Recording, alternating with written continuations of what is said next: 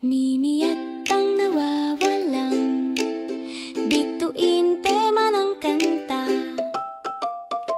Sa puso ng kagubatan, malalim at malawak, si Mimi ay nasa isang paglalakbay, kasama ang mahika bilang gabay.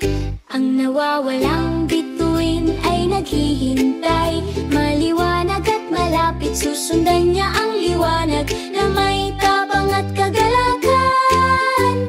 Isang kumikislap na mapa, mahigpit na hawak sa kanyang kamay, nagbibigay daan kay Mimi sa araw at gabi. Ang bituin ay nahulog, siya na ang may tungkulin, hanapin ang liwanag at buhayin ito. Mimi, Mimi, matapang at matibay, naghahanap siya ng bituin, maliwanag at ginto sa kanyang mahika at puso, sisindihan ang daraanan. Ang paglalakbay ni Mimi ay nagsisimula ngayon. Sa kagubatan na madilim at malalim, ang mga anino ay nananood at nagtatago ng mga lihim. Ngunit ang tapang ni Mimi ay matibay at totoo, hinarap niya ang mga nino at sinira ang mga ito.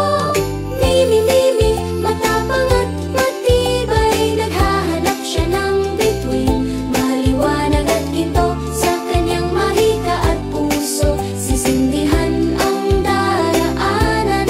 Ang paglalakbay ni Mimi ay nagsisimula ngayon.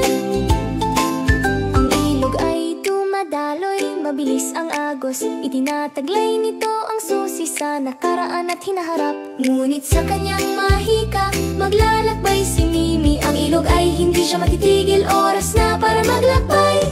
Mimi, Mimi, matapang at matibay, naghahanap siya ng bituin, maliwanag at ginto sa kanyang mahika at puso, sisindihan ang daraanan.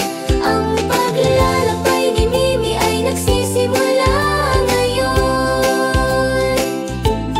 Sa isang hardin ng mga pangarap, nakalimutan at ligaw, si Mimi ay nakatagpo ng pag-asa, matamis tulad ng isang bata. Sa bawat hakbang, ang hardin ay mamumulaklak, ang nawawalang bituin ay kumikislap, nagliliwanag sa silid.